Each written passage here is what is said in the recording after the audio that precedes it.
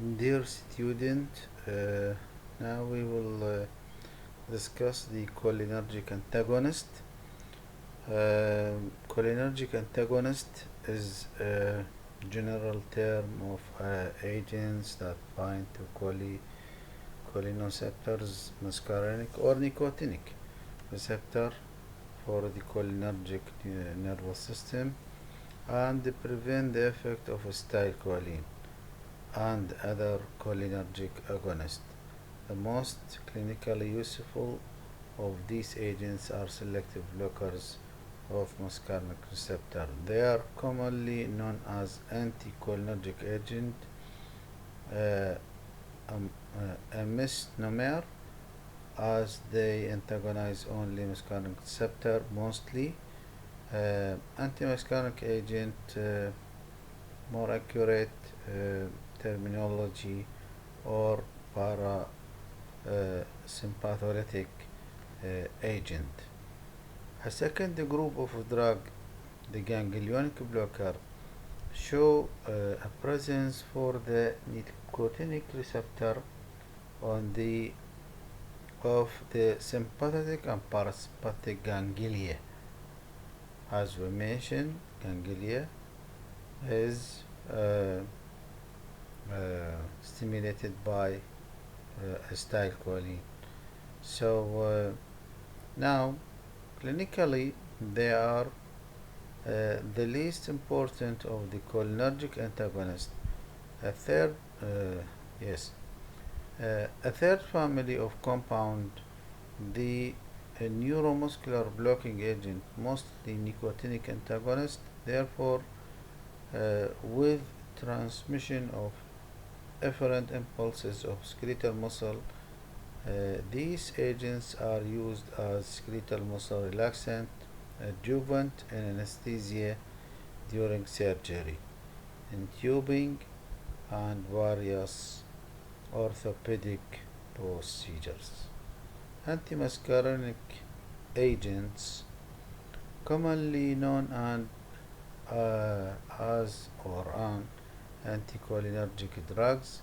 These drugs, for example, atropine and scopolamine, block muscarinic receptor, causing inhibition of muscarinic function. In addition, these drugs blocks the few exceptional sympathetic neurons that are cholinergic, as we mentioned in the adrenal gland, such as those innervation. The salivary and the sweaty glands will also block because they do not block nicotinic uh, they do not block nicotinic receptor. The anticholinergic drugs, more precisely antimuscarinic drug, have little or no action at skeletal neuromuscular junction or autonomic ganglia. The anticholinergic drug are beneficial in a variety of chemical situation. Let's come to atropine.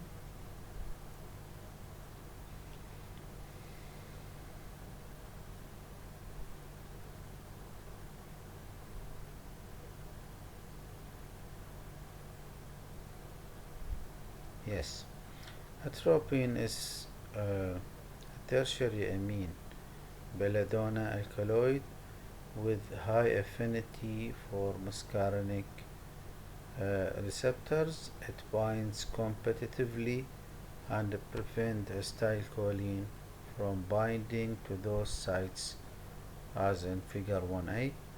Atropine acts both centrally and peripherally. In general, actions last about 4 hours, except when placed topically in the eye, and now we will come to discuss it, where the action may last for days.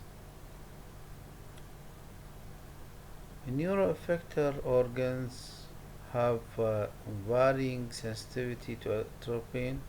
The greatest inhibitory effect are on bronchial tissue and the secretion of sweat and saliva as in 1b. Please look at the pictures in front of you. The action on the eye: atropine blocks muscarinic activity in the eye, resulting in mydriasis, dilatation of the pupil, unresponsiveness to light. This is the action. And cycloplegia, inability to focus for near vision. In patient with angular closure glaucoma, intraocular pressure may rise dangerously as a result of atropine effect. In gastrointestinal, atropine can be used as antispasmodic to reduce activity of GI tract. Atropine and scopolamine are probably the most potent antispasmodic drug available, although gastric motility is reduced. Hydrochloric acid produced is not significantly affected by the effect of atropine, so it is not used for the peptic ulcer. Doses of atropine that reduce spasm also reduce saliva secretion, as mentioned, ocular accommodation and urination. These effects decrease compliances with atropine. At the cardiovascular, atropine produce divergent effect on the cardiovascular system depending on the dose, as in figure 1b. At low doses, the predominant effect is a slight decrease in the heart rate.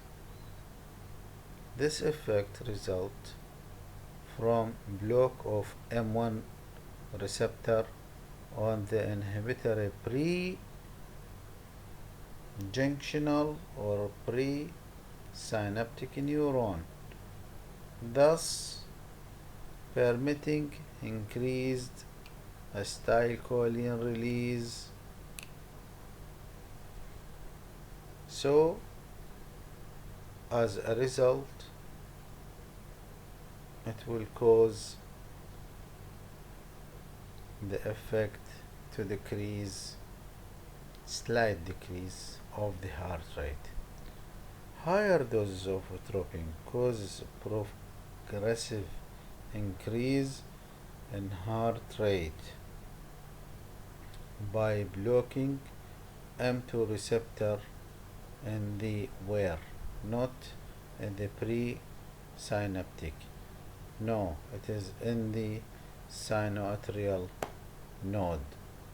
So blocking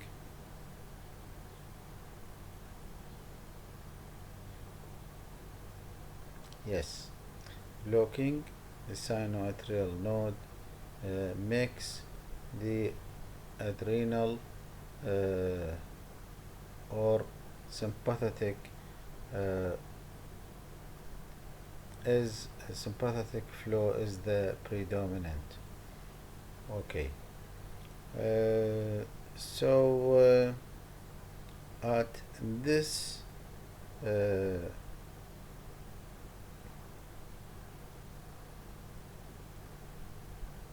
situation, we have at low doses acetylcholine.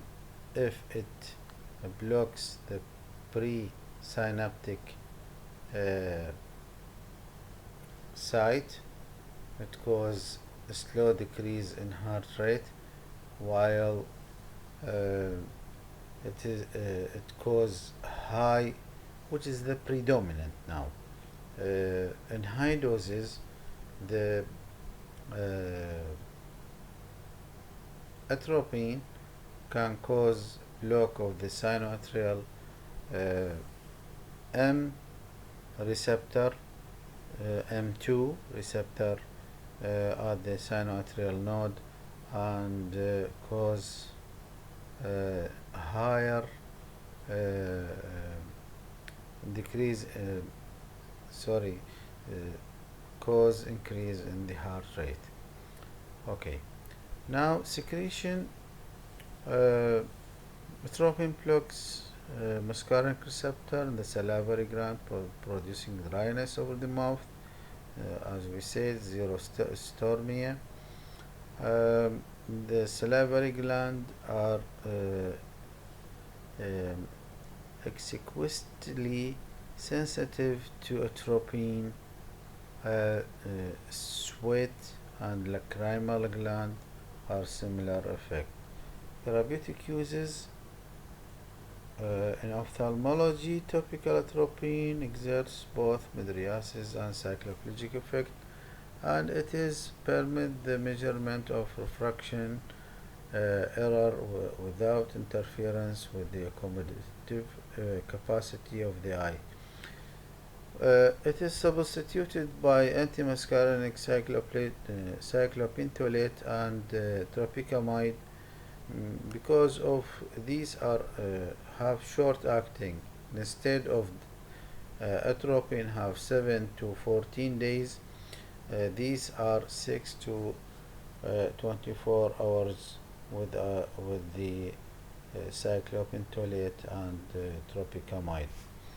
Uh, Antispasmodic, it is as antispasmodic in the GIT. In the cardiovascular, we mentioned the how it works.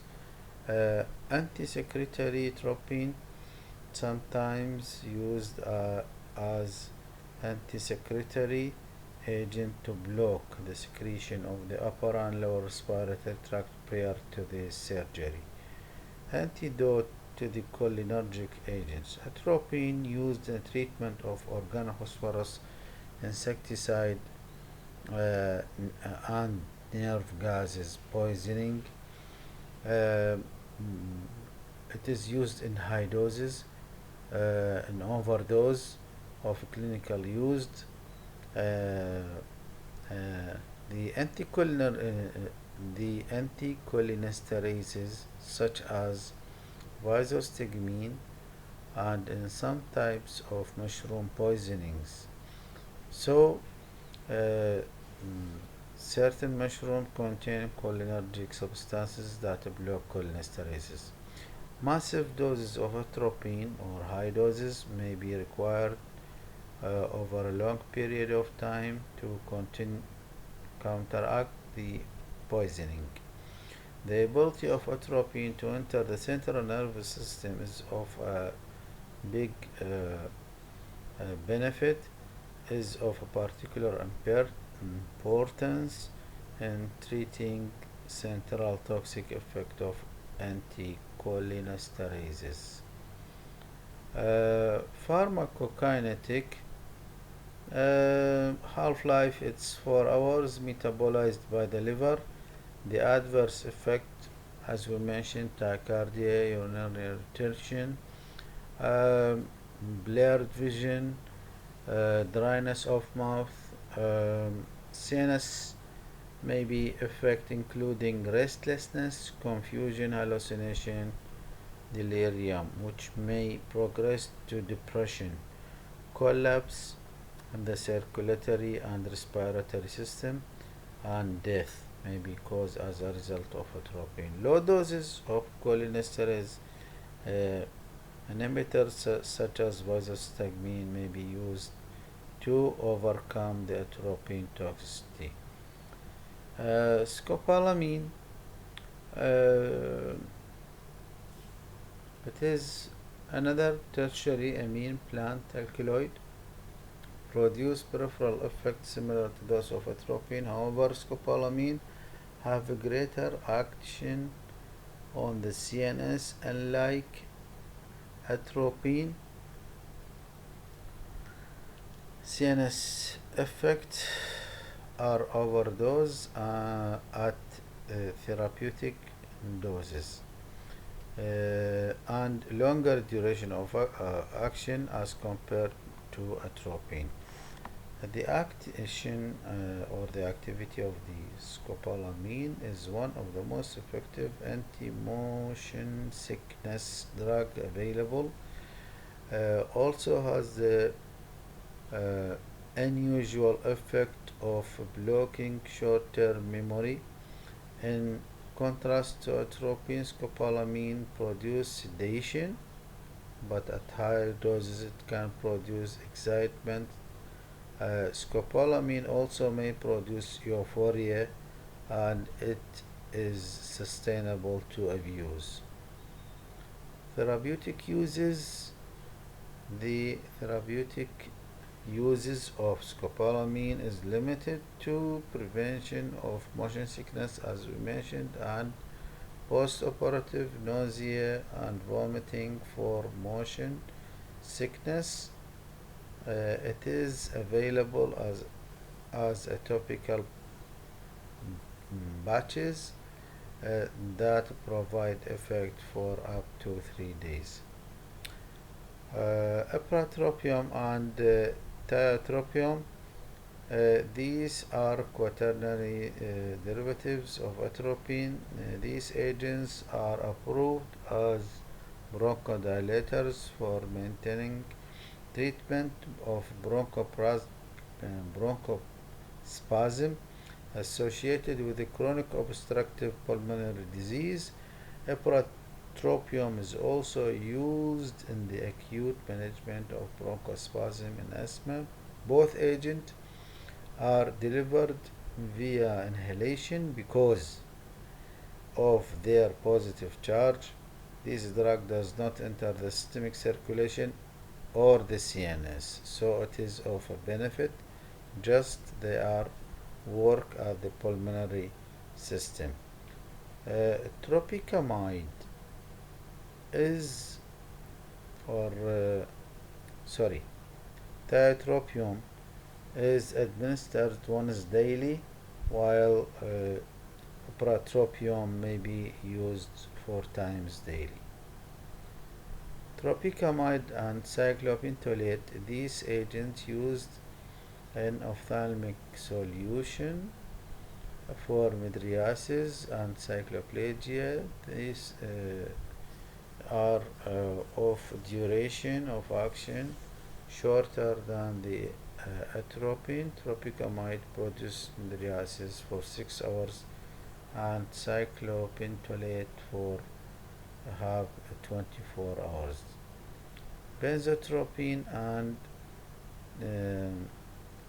tribixfenadil are useful as adjunct with other anti-Parkinsonian agents to treat Parkinson's disease and other types of Parkinsonian syndrome, including antipsychotic induced extrapyramidal symptoms.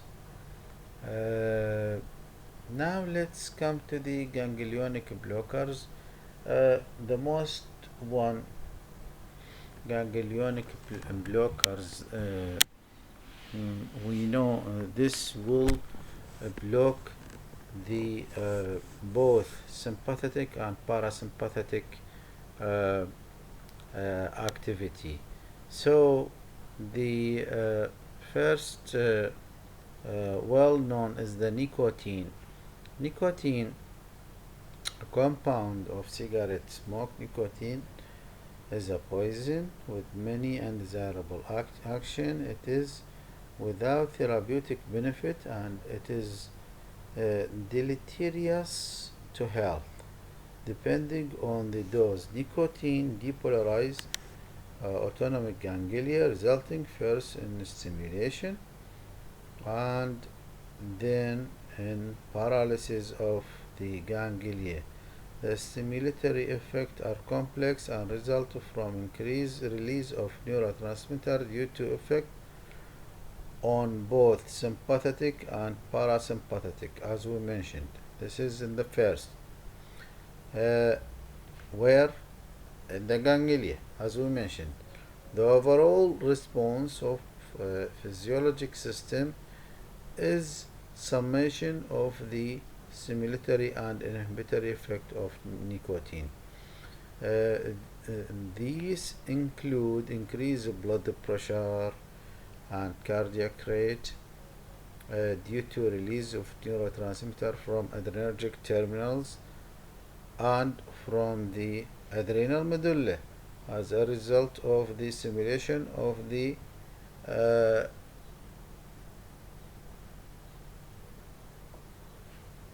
sympathetic neurons, post-ganglionic, pre-ganglionic, then post-ganglionic, and increased peristalsis and secretion at higher doses. The blood pressure falls because of ganglionic blocking agent. The activity in both the GI tract and the bladder musculature ceases. These are due to the effect on the cholinergic side of effect. Neuromuscular blocking agent.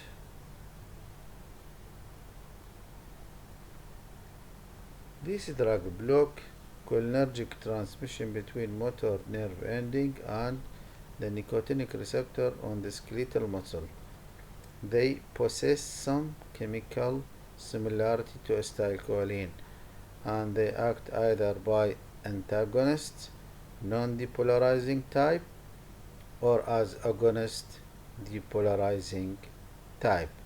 Now let's come to discuss it very well. Please also look to the picture to the right side. The non-depolarizing competitive type, we have two types, competitive and the non-competitive. Competitive type, we have two types, non-depolarizing and depolarizing type.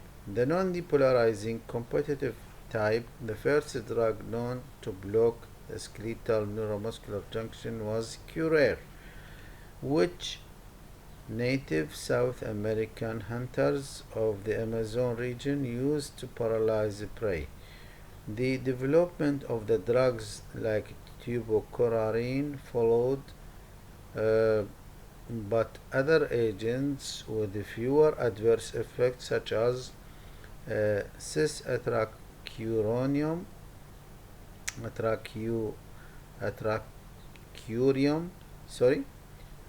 pancuronium, rocuronium, and vecuronium have replaced it.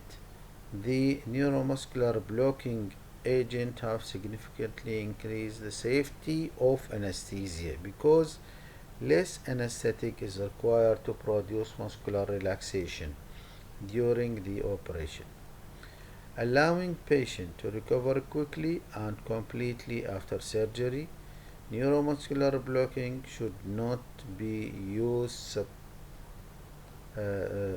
to substitute for inadequate depth of anesthesia. Mechanism of action. The non-depolarizing at low doses agent completely block acetylcholine at the nicotinic receptor, like in figure 3. That is, they compete with acetylcholine at the receptor without stimulating it. Thus, these drugs prevent depolarization of the muscle cell membrane and inhibit muscular contraction. It is a very simple thing. Their competitive action can be overcome by administration of cholinesterase inhibitor. If there is something wrong, maybe can cause long duration of action, so we will use the cholinesterase inhibitor like neostigmine and hydrophonium, which increases the concentration of acetylcholine at the neuromuscular junction. Anesthesiologists employ this strategy to shorten the duration of neuromuscular blockage.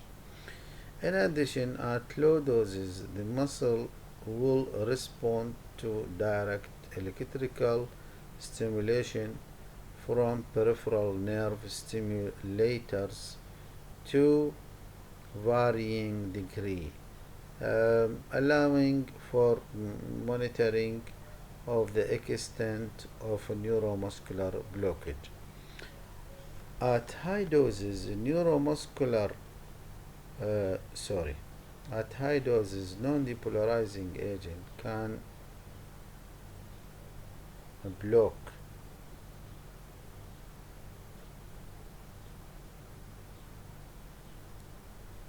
the ion channels of the motor end plate. This lead to further weakened of neuromuscular transmission, thereby reducing the ability of cholinesterase inhibitors to reverse the action of the non-depolarizing blockers. With complete blockade, the muscle does not respond to direct electrical stimuli, as we mentioned. Even the electrical stimulus of the neighboring neurons cannot do anything with this high doses of non-depolarizing agent. Pharmacokinetic of these types of drugs, the non-depolarizings or neuromuscular blocking agents, are injected intravenously or occasionally intramuscularly. Since they are not effective orally, these agents possess two or more quaternary amines. Anyhow, it cannot cross a blood-brain barrier, and that's all.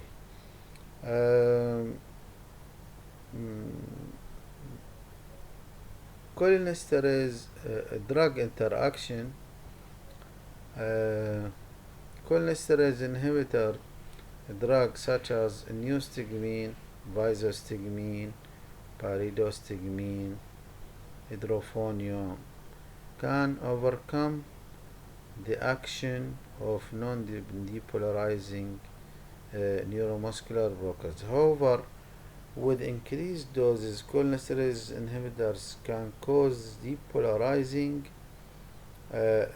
block as a result of elevated acetylcholine concentration at the end plate membrane. If the neuromuscular block has entered the ion channel, blockers has enters the ion channel, cholinesterase inhibitors are not as effective in overcoming a block. So there is an exaggeration of effect of cholinesterase inhibitors if they are used and cannot enter the neurons, while the blockers, the non-depolarizing blockers, can enter the neurons and cause a block of the neuron, which can increase the problem of the non-ability, the motion of the skeletal muscle. Halogenated hydrocarbon anesthetics drugs such as desifluran act to enhance neuromuscular block by exerting stabilizing action at the neuromuscular junction. These agents sensitize the neuromuscular junction to the effect of a neuromuscular blocker.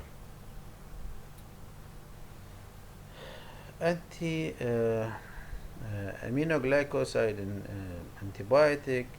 These drugs like gentamicin, tobramycin inhibit acetylcholine release from the cholinergic nerve by competing with the calcium ion. They synergize the pancuronium and other competitive blocker enhancing this block. Calcium channel blockers also, this agent may increase the neuromuscular blocker uh, at the way of the competitive blocking methodology. Depolarizing agent, the second one, we said the non-depolarized, now this is the depolarizing agent. It is one type. Depolarizing blocking agent work by depolarizing the plasma membrane of the muscle fiber, similar to the action of the acetylcholine. However, these agents are more resistant to the degradation by acetylcholinesterase enzyme and can thus more persistently depolarize the muscle fiber. The only medicine used is acetylcholine, is the only depolarizing muscle relaxant used today. What is the mechanism of action? Please keep your attention here. Acetylcholine attack to the nicotinic receptor and act like acetylcholine in the first to depolarize the junction, as in figure 4. Unlike acetylcholine, which is instantly destroyed, the acetylcholinesterase by acetylcholinesterase, the depolarizing agent persists at high concentration in the synaptic cleft, remaining attached to the receptor for a relatively longer time and providing constant stimulation of the receptor. What will happen after that if there is a constant stimulation of the receptor? The depolarizing agent first causes the opening of the sodium channel associated with the nicotinic receptor, which result in the depolarization of the receptor. This is in the phase 1 as in the picture. What will happen in the phase 2? This leads to the transient twitching of the muscle fasciculation, continued binding of the depolarizing agent renders the receptor incapable of transmitting further impulses with the time. Continuous depolarizations gives way to gradual repolarization. Why? As the sodium channel closes or is blocked. This causes a resistance to depolarization, the what is called by phase 2 or flaccid paralysis. It cannot make action potential more and more. The action, as with the competitive block, the respiratory muscle are paralyzed last. It makes paralysis because of the continuous twitching or the action potential. The muscle is tired and fasciculation, undergo fasciculation because of the continuous stimulation. It undergoes tiredness or paralysis. Acetylcholine initially produce brief muscle fasciculation that cause muscle soreness. This may be prevented by administration small doses of non-depolarizing neuromuscular blocker prior to the acetylcholine. Normally, the duration of action of acetylcholine is extremely short due to the rapid hydrolysis by plasma pseudocholinesterase. There is two types.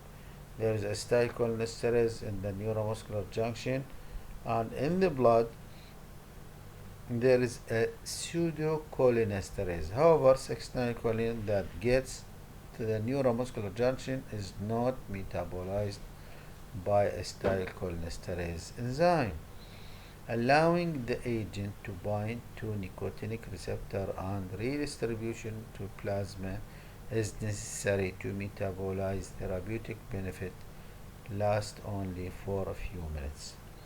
Therapeutic uses.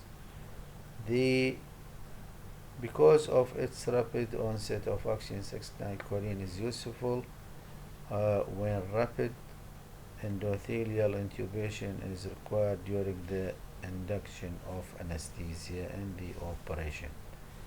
The pharmacokinetic, we said that it is hydrolyzed or yes, by acetylcholinesterase in the blood, not in the neuromuscular junction. Adverse effect, it is hyperthermia. It may cause malignant hyperthermia in susceptible patients. Apnea, administration of 6-choline to patient who is deficient in plasma of cholinesterase or the pseudocholinesterase, or who has an atypical form of enzyme of pseudocholinesterase, can lead to prolonged apnea due to paralysis of the diaphragm. The rapid release of potassium may also contribute to prolonged apnea in patients with electrolyte imbalance who received this drug.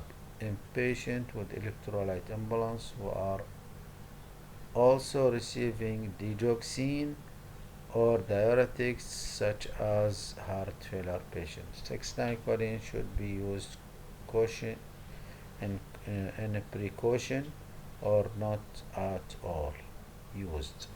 Hyperkalemia, 6-choline increase potassium release from intracellular stores. This may be particularly dangerous in burn patients and patients with massive tissue damage in which potassium has been rapidly lost from within cells. Thank you, my students.